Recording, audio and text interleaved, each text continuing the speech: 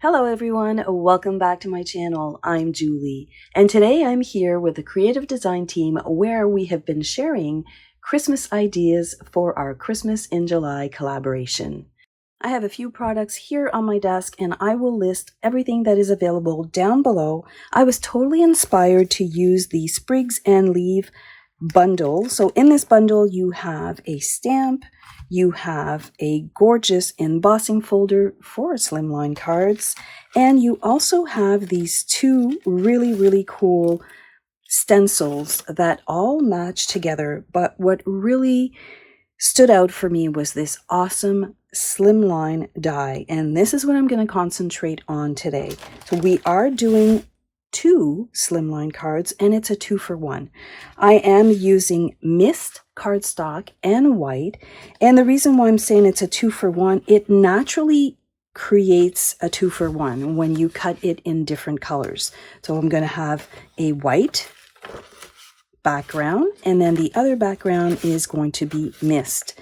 Now when you use your 12 by 12 sheet, you'll actually have enough to make another 2-for-1, and then you'll have extra ones here that, you know what, you could probably do something with this great embossing folder. I'm also going to bring in some gold metallic paint. I love this stuff. It's great for splatters. I'm going to bring in some great colors in the greens, and of course a little cooler colors in the mist and Habour. I did go ahead and I stamped some of the sentiments that I think I want to use for my cards, and I'll show you a quick way to do bulk of these when you're creating. It's always fun to have a few of these on hand. I did use these two stamp sets right here. They are retired, but I'm sure you have something in your stash. I was looking for small Merry Christmas, and these here were stamps of the month, and I really love them, and I still have them in my stash today. So those were done in gold embossing powder with Versamark, and I've got a few tools right here. Let's start creating these cards because these are a lot of fun, and I just love doing 2-for-1s, don't you? Okay, so let's start our 2-for-1. So I've separated all my pieces. You should have 2 of each of the sprigs here on each side, and you can see how I'm just going to place these inside these right here, like so. But that's a little bit boring, so we're going to add a little bit of color. So we're going to start with the white ones right here. So I'm going to move these out of the way, and we're going to start with these ones. And I'm going to bring in these 2 colors, and I'm going to bring in my blender brushes. Now, I found the easiest way to do these or to add color to them is starting at the bottom for the white ones right here. And I'm really holding down those 2 little leaves. I want to make sure that I don't bend the cardstock. And I'm adding a little bit more color on the end of the sprig if you want. And I'm just going to go back and forth. Now I'm starting here with the dark green, which is Evergreen. And then I'm just going to fan it upwards onto the entire piece. Now you don't want to drag it down because you will break those little leaves off the branch. So it might look like I'm pressing hard, but I really am not. I'm going really lightly with a really light touch, and I'm even picking up some of that darker ink and going back and forth on the bottom. Now for the top here, I am using apple green, and I love the punch that this brings to these little sprigs. It makes them so bright and so pretty. So again, I'm following the direction of the leaves. For the little ones, you can kind of get away by moving them around, but for the most part, I try and go upwards so that I'm not going against their little shape and breaking them off. You'll also notice that as you're adding the ink, you can actually feel the cardstock being a little bit more delicate because it's wet. So you just have to go with a light touch and you should be fine. Now for these ones right here, I'm using Habour and Mist, but I am going to start with the lighter shade because I'm using a colored cardstock. I just didn't want to start with the dark shade right away because I want to keep some of that light mist on the cardstock as my highlight. So again, I'm just brushing, as you can see, I'm brushing in the direction of those little leaves, and they are delicate, so you have to have, again, a very light touch. We're going to bring in some Habour here right at the bottom, and at the bottom I kind of hold down those little leaves so that they don't break off, and that Habour color is so good. It just creates the perfect blend and the perfect ombre color. So I'm going to go ahead here and I'm going to do that for all of them. For the little ones, I figured that they might be a little bit darker because they are smaller, so I did add a little bit more ink on those. But for the most part, I'm concentrating all of the ink at the bottom of the branch, and then I'm feathering it out to the top. So you have to make sure that they're all nice and dry. So these are all nice and dry, and look at that. Look at that ombre color that you get from those blender brushes. And yes, you will get a very inky when you do this card because it's inevitable. You have to hold on to those little pieces. Now I'm going to bring what's I think is going to make this card fabulous. I'm going to bring a little bit of gold metallic paint, and I am just going to splatter every piece right here. Now I did add quite a bit of splatters. I might have gone overboard, but I'm thinking, there's no such thing. It's Christmas, right? For Christmas cards, you can splatter to your heart's content. So I'm going to let this dry, and in the meantime, I'm going to show you how I do a whole bunch of sentiments when I use embossing powder and small little sentiments the way I have them here. I use a clipboard, I wrap it up with foil. Someone once told me that that was a thing. I'm not entirely sure if it is, but I do it nonetheless, and I just go ahead here on the low setting on my heat tool because I don't want all of that powder to kind of come off. Usually I like to start from the back side and then work my way to the front, but when they're all clipped down like this, you really don't have the opportunity to do that. But for the most part, I think that this works really nicely and I don't burn my fingers. So let's get back to those cards. Now that everything is nice and dry, I've got my sprigs. They're full of gold splatters. Let's take a look. Aren't they pretty? And the gold that I chose was a vibrant gold. So I decided that I was going to back these pieces. Remember, we had extra cardstock at the beginning from our 12 by 12 sheet. So this is going to be back with the light side of Habour and this one white. I'm going to add my front panel right here, and basically when you add your panel, I'm just using liquid glue here, and you kind of have to try and get it in between the little branches because you don't want those to get snagged when you put them inside of your card. But for the most part, I'm just adding a tiny little bit of glue. I'm not putting glue on every inch of this back panel, or this front panel, I should say. I'm just going to press that into place, and then we are going to add all of our little sprigs and leaves in the center. So basically it's like putting a puzzle back together. I'm going to add them all in, and I found that the easiest way to do that was to line it up from the bottom and working your way up.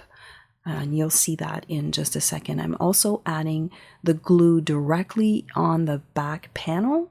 And again, that made it easier so that you don't get your fingers full of glue. And we are working with a white panel, so we don't want to mess that up. I also found that by adding just a tiny little bit of glue at the tip, at the very bottom here, it made it much easier to kind of put everything in and tack it down. So I'm literally just pushing that back into place, into that negative place, and I am pressing nice and firmly. Now through the magic of video, they are all in place, and I think that this looks pretty awesome. Now I was almost ready to add my sentiment right here, and then I thought, wait a minute, there's a stencil that comes with this pack. Now I'm going to add just a little bit on the inside of the card. I'm going to use my blender brushes here, and I'm not even adding any more ink on them. They have enough ink as it is. So I'm starting with the light shade, which was Mist in this case, and then I'm going to come back with a little bit of Habour ink. And I think that that looks really, really pretty right here at the bottom inside the card. Now, why not do the same thing for the envelopes? I know that when I get envelopes and there's a little bit of decorations on the outside of them, I know that it's definitely Happy Mail and it doesn't take long really. So I'm just going to add a little bit of Mist and Habour ink right here on the flap, and that looks really, really good. So we're going to push that out of the way, and now I think I'm ready to glue down my panel, and I'm just going to add a whole bunch of glue. So all along the back side, I like using liquid glue when I do cards because it gives me time to kind of move everything around, make sure everything is nice and flush, especially when you're doing slimline cards. I did add my sentiment here with 3D foam tape, and I brought in from my stash these pearls. They're bluebird and they really match the mist. Now you really don't have to add a whole lot of embellishments to these cards because of all the splatters and the coloring and the inking, but I felt that they needed a little something.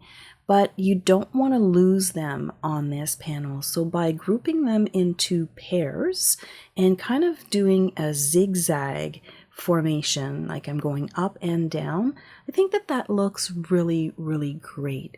So let's take a closer look here, and on the inside you've got that nice stenciling, and let's not forget the back side of our envelope. Now let me move this one out of the way, and we're going to work on our 2-for-1. So this one is quite different, but not really. It's just the colors.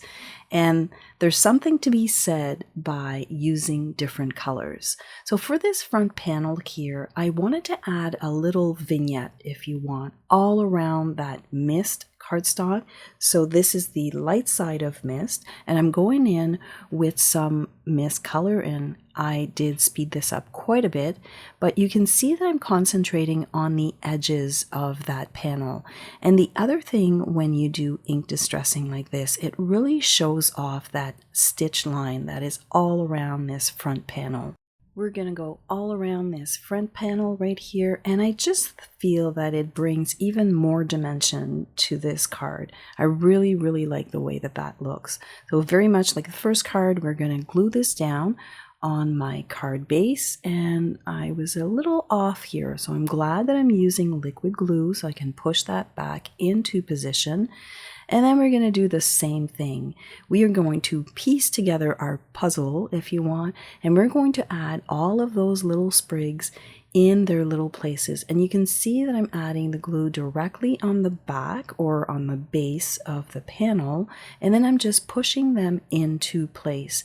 To make sure that everything stays down, I add a tiny little bit of glue right at the very tip of each of those branches, and it's just that easy. I really, really love the way this card turned out. I'm going to do the same thing right here. I'm going to add the stenciling on the inside using the same two colors, so the evergreen and the apple green. We're going to do it right here on the envelope flap. I love adding these details at this time of year because, let's face it, when we are creating cards in November, we kind of skip a few steps because we are in panic mode and we are in full production mode. So making cards in July for Christmas, you have a completely different mindset, and sometimes you come up with cards that are completely different. So for this one right here, I felt that the white was really white, and I didn't want to introduce another color, so I brought out my diamond stickles, and I'm just going to add it to all of those little tiny leaves, like the little holes if you want. Now the only thing with stickles, as we all know, we have to let it dry, so I'm not going to be able to put down my sentiment right here, but you can see that I'm using 3D foam tape. I'm going to add that once this is dry, and then I'm going to bring in the same type of pearls, but these ones are red ones, and this completely finishes this card. I think that it looks so good. So I'm going to repeat that same thing. I'm going to add a tiny little one and then this medium-sized one. So I'm grouping them into twos. And you can see it a lot more with these ones because they're red. But doesn't that look awesome? I love this color combination from the mist to the bright green and then that pop of red, and let's not forget that nice gold. Let's take a look at the completed cards now that they're nice and dry. I love this white one here with the mist and the Habour. We were able to add a little bit of stenciling right on the inside and on the back of the envelope. I think that's a really nice touch. But I must say, I think this one here is my favorite one. I love the vignette all around here. I love the pop of green and all that glitter goodness. And yes, inside we added that same little stencil and on the back. Well, that's it for me today. I hope you've picked up a few helpful tips and some inspiration to start your Christmas cards. I know it's early, but you're going to be happy in the long run. Don't forget to watch all of the other girls' videos. I will post that link at the end right here, and have yourself a fantastic day. Bye for now.